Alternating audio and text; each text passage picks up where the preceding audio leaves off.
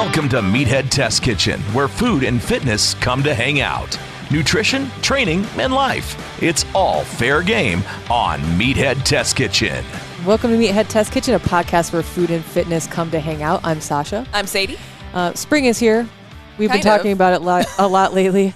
I'm wondering if it really is or if that was fake spring in Nebraska. Faux spring. I think we got punked by Mother Nature. My God. I wake up and the sun's out and it's freaking cold. Yeah, it was 34 degrees. It had wind chill yesterday. It's April and we had wind chill. What is this noise? It's the Midwest. The Midwest is beautiful in the way that one day you could have a blizzard and the next day you could have a tornado. Or 70 degrees and balmy and amazing. Yeah. This week, in light of whatever season we are actually in, we're going to talk about functional fitness because a lot of people on the internet don't really know what it is. I think typically when people think functional fitness, they think like being able to lift that bag of dog food into the back of your car or something like that. I mean, yeah. Which in a way it is, but like the actual nitty gritty of it is a lot more expansive than that. So we're going to discuss functional fitness by definition, why it's good for you, fitnessing outdoors, and some examples of outdoor workouts that you can rock in the spring and the summer. I mean, yeah, it's going to be super nice out very soon. Mm-hmm. And we talk a lot about CrossFit. We talk a lot about Olympic weightlifting. There's a lot, I spent a lot of time on Reddit on message boards. Yeah. And the people of Reddit on message boards have a lot of confusion when it comes to the nomenclature of certain modalities of fitness. And functional fitness seems to be one of the biggest gray areas for people. They're like, okay, so is CrossFit functional fitness? Is functional fitness CrossFit? We're going to talk about that in a minute. Functional fitness, by definition, is exercises that train your muscles to work together and prepare them for daily tasks by simulating common movements that you might do at home, at work, or in sports. So functional fitness is going to also focus on your core stability by using multiple muscles in the upper and lower body at the same time. Mm-hmm. You're going to get the most bang for your buck because you are working those complex movements all at once. Yes. And it is functional. It is supposed to help you lift that bag of dog food into your car. That's the beauty of fitness. Fitness makes you more useful. We've had that conversation before. It just makes you more useful. You can carry those 20 bags of groceries up the stairs in one trip versus 5, You don't need a curl bar. Just go to the grocery store. I just about stabbed you in the face. I got so excited about it. There are 5 types of functional training. That's a first. I've never had someone be so excited they've almost stabbed me before. And scene. That's all you get today, folks. There are 5 types of functional fitness. There's core stabilization. That's not even a word, I don't think. Plyometrics, isometric exercises, metabolic training, and unilateral training. So core stabilization is exactly what it sounds like. Working on strengthening your core to keep you more balanced. And more upright. Yes. And your core, in any movement that you're doing fitness-wise, is being utilized. Yeah. People focus on core movements a lot, but if you're doing things right, everything should be a core movement. We've mentioned that before. Yeah. And you can add core to your accessory movements, totally cool, but realize that you are always using your core in some way, shape, or fashion. A strong core is going to protect your spine. It reduces back pain. It enhances movement patterns, improves balance, stability, and your posture. I actually have noticed that quite a bit since beginning my fitness journey. I used to sit like this all the time, and now it's I just naturally sit like this all the time. Which is, I literally just realized that as I was reading that.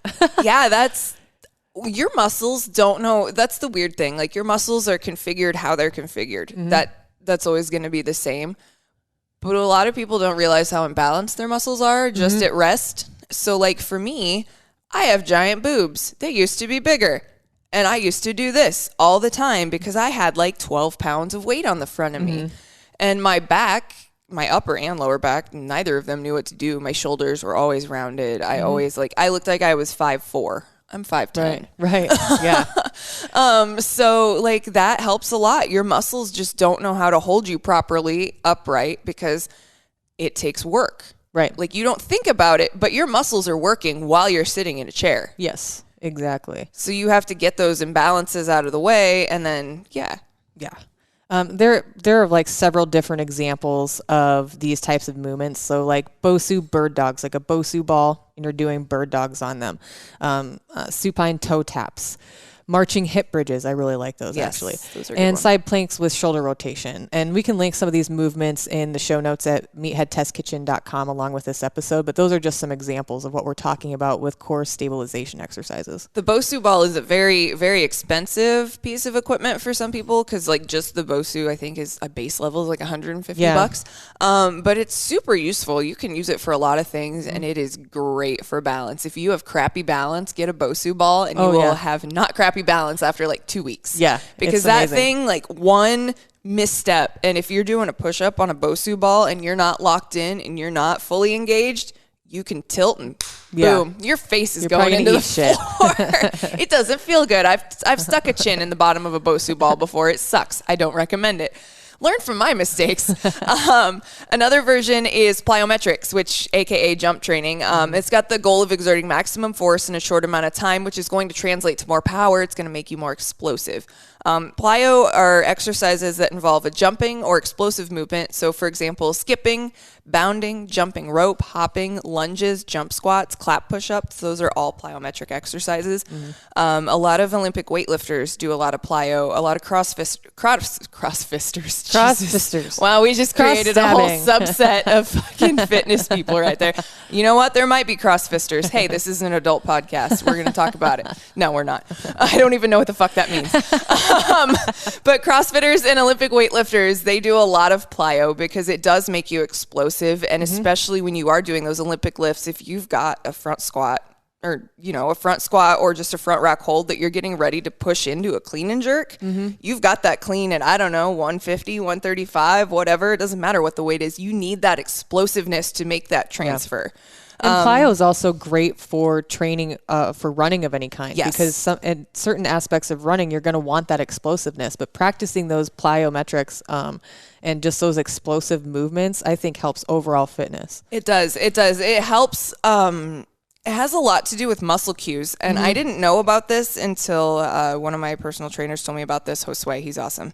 He is the biggest fitness bookworm I know, bigger than myself. Like that guy's read way more books than I have. But he told me that there's like some sort of a mechanism in your brain and in your muscles that when you do plyo training, when you do box jumps, he really is like, do the emphasis on slamming your feet into the box when you do the box jump, because that's some kind of a cue when you're weightlifting to help make sure that you get that good push through or that good contact. You're getting your whole feet on the floor. Plyo's great for that stuff. Yeah. It's also, we're going to go back to running. It's good because it helps put impact on your joints. And when you're running, you have never-ending impact on your joints. So you need to get your hips, your knees, your ankles. They all need to be used to it, and plyo is great for that. Absolutely. Isometric work is good if you're looking for simple techniques to build some muscle. Iso exercises are all about the contraction of certain muscle groups, and because they're all done in one position without moving, they improve strength in only one specific position. So it's also referred to as static strength training.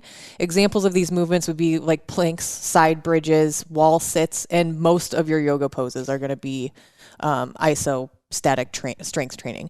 These movements don't include movement. So using the word movements, I guess it'd be more of a hold. They're all in held positions. Poses. You're static holding a pose. Yeah, they are good for if you are weak in a certain position in a lift or just in general. If you have a lot of problems with your shoulders, you can do some yoga that will help troubleshoot that. If you've got leg issues, there are a million different yoga poses that you can do to help your legs, your hips, your ankles, your calves. And there's a ton of, if you're not into like specifically yoga, mobility training kind of is an enhanced version of yoga in that it's more difficult, but it really, really strengthens or stretches out those areas and puts pressure on the joints. And not in a bad way. The only way to really get your joints and those muscle groups that get really tight to be worked out, is what I like to say, is to do those static like holds. If they're painful, you want to ease into them. Yes. But with mobility training, it really concentrates on stretching those out so that they don't So they perform better and they don't get as tight over time. Yeah. It's one way to help you, especially with your joints. Your joints don't know how to move unless you kind of train them how to move. Yep. So if you are a little stiff right now, mobility training is good. I saw somebody call it yoga for douchebags the other day. That's not fair. Mobility training is not yoga for douchebags. It is difficult. Yeah. But I mean, it's necessary. Yes. Especially if you want your fitness to be at a decent level and you don't want to feel like a bag of dicks all the time. Yeah, absolutely. Absolutely necessary to your training regimen.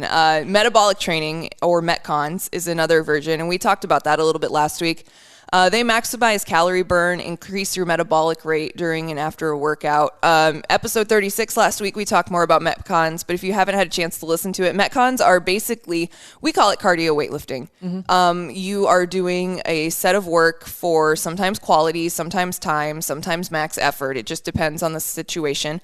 You will have X movements for this time, and then you take a break until you're ready to do the movement again with good form and full range of motion. Yes. That is the biggest part of Metconning. If you can't do it with good form and good range of motion, call it for the day, because you don't want to hurt yourself. Or bring your weight down. Yeah. Because you're probably unable to, when you're, well, like you said, it's cardio weightlifting. So you're doing typically a lot more reps. So you want your weight to be a little less anyway.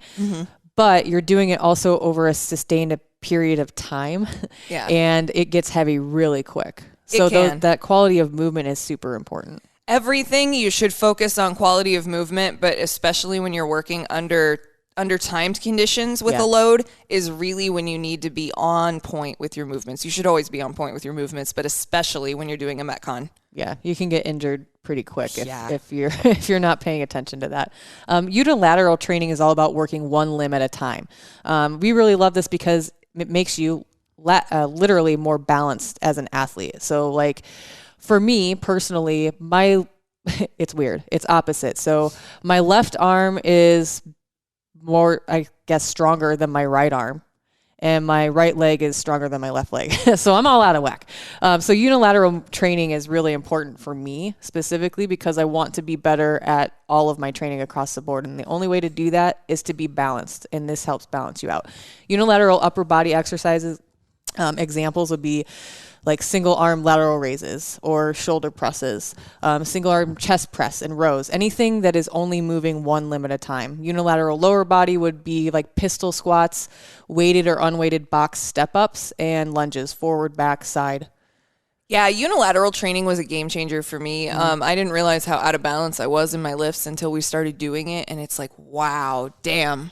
Yeah. I was really off balance. Like, you look at how you line up in a squat and one of your feet will be forward or one of your shoulders is higher, and you can't. The bar's have a little that. Cockeyed. It usually means that there's an imbalance on one side or the other. Yeah, so if you're looking a little funky on one side versus the other in a workout, maybe some unilateral training is in order for you to even back out. Highly recommended. Yeah. Like, changed the entire game for me as a weightlifter. Yeah. So is CrossFit functional fitness? Are they the same thing? It's kind of like last week, is hit a Metcon, is a Metcon hit? They're not the same thing. CrossFit does use functional fitness methods, but that's about where the Venn diagram ends. Yeah. Functional fitness actually came from the CrossFit movement, but it's based on the concept of moving away from machines that simulate exercise towards movements that use your entire body. So instead of using a treadmill, they're like, fuck it, go run. Right. Right. Instead of using a leg press, you're doing deadlifts or you're doing squats with a bar. Yeah. Or dumbbells, whatever works for you. If you want to learn more about functional fitness, we highly recommend checking out the book, Becoming a Supple Leopard. I have not read this yet, but I really, really need to. And I know that you stand by it. It is 100%. One of the few things that Jillian Michaels and I actually agree upon. That is a fantastic book, especially, I mean, everything about it. It's super, super detailed. You do have to have at least a base level knowledge of how your body works before you read it. Otherwise, you will be hella confused. But it talks a lot about energy leaks in your body, how to move more efficiently so you're not leaking energy within your body. They have an entire glossary of functional movements. They also have an entire glossary of like mobility movements. So it's a really great resource. I think you can find a new copy for like $30 or $40. You can find a used copy on eBay for less. But Becoming a Supple Leopard, great book. If you are just getting into weightlifting, highly recommend. It will explain a lot of things, probably over-explain a lot of things, but that's my kind of jam. So, I mean, I'd rather know how to do it too well than not well enough. Agree. And that book is a fantastic resource. So we're talking a lot about functional fitness today. Why is it so good for you? Well, it uses your body more effectively. It uses compound movements, which engages all parts of your body with more efficiency. And who doesn't love? I have such a boner for efficiency. I love efficiency. Efficiency is one of my favorite things in life. So why wouldn't you want to move more efficiently? You know, right? Functional movements, they aren't isolated exercises like a bicep curl where you'd only be working your arm. It will be an entire body movement. So it could be a sled drag. It could be a bear crawl. It could be a multitude of things. Right. Jump rope. Yeah, jump roping. Yeah. It increases your coordination and balance. Since functional fitness promotes using your own body weight to perform a range of movements, your body becomes more stable as it works against external forces because there's nothing that's going to catch you if you lose your balance. Your body has to catch you. Yeah. I mean, balance is a big thing too. I've met so many people that have bad balance just because they don't know how to move properly. Learning how to move your body properly is, we've said it before, but it is a game changer. It changes everything. You know how to move better. You know how to move without injury. You know how to move to prevent injury. You know how to take care of something if it feels like shit. Right. Like that was one thing I was going to bring up is like, you know what your body cues are. Like, I have a tick in my shoulder sometimes. Usually that means I just need to roll it out. It's just a little tight. But before, if it was at the beginning, I would have freaked out and be like, oh Lord, I tore a ligament or something. But like, because you know how to listen to your body a little bit better. You know what your body's cues are. Yeah, like I've got this angry pec right now, like right there. And I do want to, it's better today, but I didn't work out yesterday. Today I'm going to come out here and I'll band it out a couple of rounds before I actually, it's just listen to your body. Your body still wants to move, even if it does feel really shitty. Don't push it. Right. But if it's just like a little tick or a little tightness. I could move today. That's not terrible. Then just go stretch it out, get it warm, and you'll be fine. Yeah. Just don't do that movement again that aggravated it in the first place. If you pissed off your upper body, do a leg day. Yeah. Yep. Vice versa. Functional fitness is going to prevent injury, and who doesn't want that? I mean, let's be honest. Nobody has the time to be injured. Nobody has the money to be injured. Going to the hospital is fucking expensive these days. You want to avoid it as much as humanly possible. Functional movements help keep your joints active and stable, and that's good news for all of us because nobody wants shitty knees by the time they get to 35. Right. Or back or tennis elbow by the time you're 40 or any of that. If you're using good technique, using your own body for stabilization and incorporating joint strengthening exercises into your workouts, you can work on injury prone areas to help withstand more high impact movements. So I've got crappy knees. I've got shitty knees and ankles. I played competitive basketball from 3rd grade up till high school. So my ankles and your ankles aren't supposed to bend like this. Both of my ankles, I can stand on the sides of my feet. Yeah. That's how lax my ankles are. My knees are just as crappy. So guess what I had to do a lot of mobility training for my ankles, a lot of mobility training for my knees, a lot of actually PT. I did a lot of PT work for my knees and my ankles at first because if you don't have really good ankle mobility and you're trying to do an ass to grass squat, it's impossible. Yeah. Yeah. Really, it is. It's impossible. You just don't have the movement or the flexibility in that area to be able to do it correctly. Yeah, and you wouldn't think you'd need ankle flexibility to be able to do a squat, which requires your hamstrings, your quad, your quads, your back, your knees, but you do because it's all a system. Yes, absolutely. Functional fitness is also going to strengthen your core. You use your core for everything. We talk about it all the time. I think it's really important to always reiterate, though, because people don't think about it. 9 times out of 10, before you start doing a movement, you need to engage your core. If you are doing barbell curls, you need to engage your core. It's going to help prevent your back from hurting when you're doing that. You should not ever be hoisting it up by hinging in any way. Yeah, no movement, any movement that you're doing should never look like that, with the exception of if you're doing like GHD work where you've got the pad here and you're moving at your hips. Right. Your back should never be doing this. You know what in the helps middle that? of a workout. core stability. Yeah, you and don't want to strength. wear a weightlifting belt. Just work on your core stability. You don't need weightlifting belts. People think that weightlifting belts actually do something. All weightlifting belts do is remind you to brace your core. Yep. That's literally all they're there for. A mind-core correlation. Yeah. That's all it's for. It helps me when I'm starting to go up in weights for back squats that I need to probably breathe a little deeper if it's not engaged enough. But I just like to bring that up. Like, honestly, I feel like it should go on your bingo card. Engage your core. Core stability it's used for everything. Obviously, it's going to keep you stable, but it's also going to protect your organs and central nervous system, and again, reduces back pain. Yeah, when it comes to a belt, I usually only wear it when I do like overhead presses and deadlifts at this point, just to really remind me to keep my back straight, because you don't want any spinal movement. When you've got weight overhead, your spine moves, that weight's probably coming down on you. Yeah. You don't want to hunch over when you're doing a deadlift, because that's how you blow out a fucking disc in your back. Yep. Having disc surgery is really expensive. Yeah. So if you are lifting weights and you wear a belt, make sure that you are still bracing your core, because that belt actually isn't doing anything. Right. It's literally just a mind-body reminder. It's like a tying cue. a string around your finger. Yeah, it's a cue. Yeah. So it improves your posture. We've talked about that a little bit, which is also going to reduce your back pain. I kissed back pain goodbye completely once I had a stable core and good posture. I was to the point where I was like 200 pounds at one point. My boobs were huge, and I was ready to just like have them taken off because it was causing me so much back and shoulder pain. And we got into the gym, and both of my trainers were like, yeah, those will go away and that won't feel so terrible, we promise. And sure as shit, it did. It took like a year. It took an entire year to get my back and core that strong so that I didn't have that hunch. And like every day I used to lay in bed and I'd have to lay on my side because my back hurt so bad and I know a lot of ladies can relate to that. Lift weights. Yes. Lift weights. Because if you're lifting weights, again, it's not always the goal, but you might lose some weight in the process. And a lot of ladies hold fat in their boobs. Yeah. So if you want to get rid of your boobs. Dense fat tissue. Yeah. That's what your boobs are. Yeah. That's what they are. Fatty fun bag. Yeah. That's all your boobs are. And like, I don't know, that stuff that isn't squishy in boobs. Right. Ducts? Yeah. Is that what they're called? I don't know. Something like that. Anatomy and Physiology with Meathead Test Kitchen. Hello, all about boobs. That should probably be an episode we talk about too. But getting your posture in place is such a game changer. Functional training will help you keep your back muscles, spinal cord, we said, supported and stable, which is all good things because nobody has time for back pain or back surgery or back braces or any of those things. Yeah. Matters of the back are very complex, very expensive, and usually require more than one method of treatment to actually take care of the problem.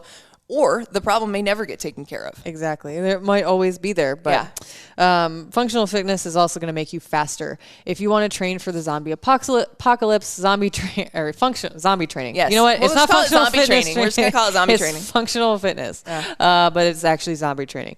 This is going to be your jam. You can gain more explosiveness, muscle control, and agility. Yeah. Cardio. Rule number 1 in the zombie apocalypse from the movie Zombieland, if you've never seen it, is cardio. Rule number 2 should be do your bicep curls. Yes. It also makes you more flexible. That, again, leads back to avoiding injury. Everybody wants to avoid injury, but also just feeling better. When you have a full range of motion, you don't have those annoying aches and pains anymore. When you're flexible and your body knows how to, like, actually move and is used to moving, you can sleep on your arm like this all night and it doesn't hurt because that's exactly how I sleep, actually. I know. I'm so not do I. even kidding. I do like too. this and like a teapot on the other side. I'm one of Crazy. these where you throw the there's usually a cat or 4 there too. So I just sleep around them at this point. But you won't have those annoying aches and pains. And functional training uses a ton of movements that require you to be flexible and have good mobility. Being flexible is great because you don't hurt ever. Yeah. Like you'll have some muscle soreness, but like you're not going to like sit up or stand up out of a chair and be like, oh shit, I pulled something. Yeah. Right.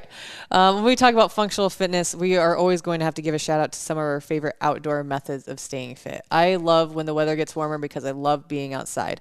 And who doesn't want to enjoy life and fitness outside? Right? In the sunshine. It's the best of both worlds. Yes. Hiking is something I really like in certain situations. If we're just doing like a hike through the forest, I'm cool with that. If you're hiking a mountain, I'm probably not into it because I'm uncoordinated and my dumb ass will fall off the mountain.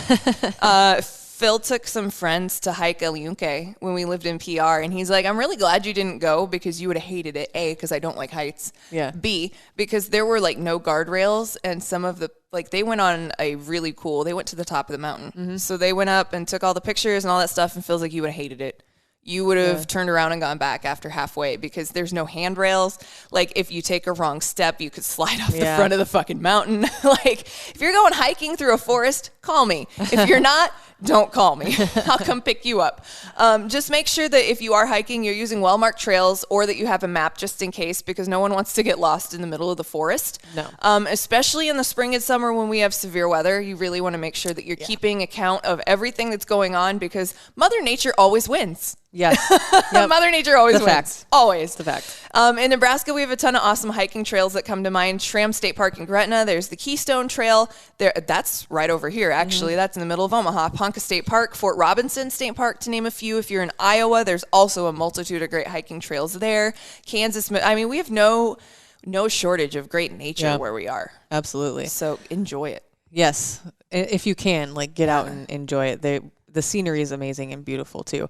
Another thing that we like to do is paddleboarding. This does require some extra equipment, but you can find pretty reasonably priced paddleboard for a couple $100. There are also some places in Omaha that you can rent gear from, and I'm not sure what the fees are, but you can Google it and a whole list of them comes up. Paddleboarding requires a ton of balance and muscle control. It can be frustrating at first. Yeah. I can attest to that. But once you get the hang of it, it's one of the best ways to take in Mother Nature's beauty. You're also on the water, and you're also getting a good workout. It's like yoga on a surfboard is how I tried to explain it to people. We have a lot of friends that paddleboard back in PR, and it's super difficult. I've tried it twice, and I fell off both times. And I'm not a super strong swimmer, so I don't always do a lot of the ocean activities because I get paranoid. But we had a lot of friends that would paddleboard in the lagoon in Condado, and it is some of the most beautiful shit I've ever seen. So it's this protected lagoon, and then you've got the strip of hotels and all of the great architecture and all of that jazz, and then you've got Old San Juan over to your left, so you've got this 500-year-old city, and then you look ahead of you, and it's just open ocean. Yeah. And it's That just, sounds awesome. it's the best. God, I can't wait to go back there and visit. But paddleboarding, great workout. Boogie boarding, also a good workout. If you live somewhere with ocean, you have a multitude of ideas for things that you can do for fitness. Another one of those is open water swimming. You can do that in a lake anywhere too, but like with hiking, you need to know exactly where you're going because getting lost isn't any fun. Make sure you don't get too far out from land because getting stuck sucks. And you could do just a straight open water swim. You could snorkel, you could scuba dive. Snorkeling, it was a workout that I didn't know how much I loved snorkeling until I did it the first time. And then I finished and we went home and I was like, I fucking love this. This is awesome. It can be a great workout. If you ever get the chance to do it because you get to take in great ocean life. You get a swim, and you also get to work on your yoga breathing while you're wearing a snorkel so you don't hyperventilate. Right. And you don't have to have an ocean to do this either. No, you can snorkel anywhere. We're landlocked in Nebraska. I maybe see the ocean maybe if I'm lucky once every couple of years, but you can do open water swimming obviously anywhere in a lake. Probably not a river. Yeah, don't swim rivers. Rivers are unpredictable they too. are very unpredictable. Another one of my favorites is trail running. Just like some of the other methods that we mentioned, know where you're going. Make sure that you have good shoes, of course. Like I said, I love trail running. It's beautiful. It's peaceful. We've got some really awesome trails here in Omaha. My favorite spots are Lake Zorinsky. I love Standing Bear, and Chalco Hills is one of my favorites. The scenery at Chalco Hills changes. Like you could be on 1/4 mile part of it, and then the next 1/4 mile is completely different. It's really pretty out there. They're beautiful for their own reasons, and they're each independently challenging too. Yeah, they're all different. Zorinsky, I have a lot of friends that run Zorinsky for the hills, I believe. Are there hills? Is it hilly? It's not too hilly. It is windy. That's what it is. Okay. I was like, I have several friends that do it for some reason. There are a couple big hills there. I'd say probably Standing Bear is more hilly. Okay. Than either of those two. Chalco's medium hilly, but also kind of windy, but you can also go off on a couple different paths too. Anything in North Omaha or Northwest Omaha or West Omaha is going to be hilly as hell. Yeah. Yep. Standing bear, ultra hilly. Yes. So we mentioned that CrossFit can be functional fitness. So we came up with a few ideas for you to use this year while it's nice outside if you want to get your fit on. And these are all things that you can do with no equipment, other than maybe like something to do step ups on. So you might need like a park bench. Yeah. Or like if you have a deck in your backyard, step up on the steps there. Yeah. So the first one is 5 push-ups, 10 sit-ups, 15 squats, and a 20-second sprint. You do that for 3 rounds. Rest between. When you feel good, do it again. These are all for quality, not for time, because if you aren't used to doing WODs, doing a WOD for time for the first time ever, straight out the gate sucks. Lord. It's the worst thing ever. Oh, my Lord. Another one could be if you're a big fan of burpees, which I'm not. I am. I like to tell people to do them, so, they are good for you. I just... I love them. They're the bane of my existence. I think that the reason I love them so much is because they are challenging and it requires you to, it helps you build your endurance, but it also ends up requiring endurance the better you get at them because you're probably going to add more on. Yeah. That's why I like them. You also have to have really good push-up form to do a burpee properly. Yeah. If you can't do a 1-up, 1-down push-up, don't fuck with burpees because you're not ready. You could do like the hop back. Yeah, you could do the where hop your back. arms are straight. Yeah, you could do, what do they call those? Are those they're like burpee jacks kind of? Yeah. Okay. Jacks. Yeah, you don't have to do the push-up. You could just do the down into the plank and then the back up into the jump. So 10 of those, 20 squats, 30 push-ups, 40 alternating lunges, and 50 step-ups for 4 rounds. Your legs will feel like fire by the time you're done. Yeah. Another one would be like 20 alternating jump lunges, which I don't freaking like those. I hate those. See, I don't mind those. I don't like those at all. 20 sit-ups, 20 push-ups, 20 squats for 3 rounds. Another thing, and I actually like to do this when I start training for any kind of running, whatever mileage that might be, are sprint intervals because it's great for your conditioning. It's great for endurance. It's challenging. Could make it 100 meters, which is... Meters is weird. So 400 meters is a quarter mile. 1,600 is a mile. So it's like 0.1 would be 100 meters. It's like it's like a half a block. If I run the entire length of my block, starting at the corner house, back and down, that's 200. So yeah, one city block-ish residentially is going to be between probably 100 and 200 meters. And if you're just starting out with a sprint interval, so you're obviously sprinting. That's what a sprint interval is, but you're going as fast as you can for that 100 meters, then walk 100. Or if you need 200, do that. But do that for like a half hour. It's a great workout. Yeah, repeats are good for that. And if you want to figure out the distance too, you can always just pull up Google Maps. Yeah. Because they can measure it for you as well. That's what I did one day. I took the run mapper and I drug the little, because it's got a little movable pin, and I was like, all right, we're going to take this street and then we're going to turn over here. And the Strava app is also really good for that too.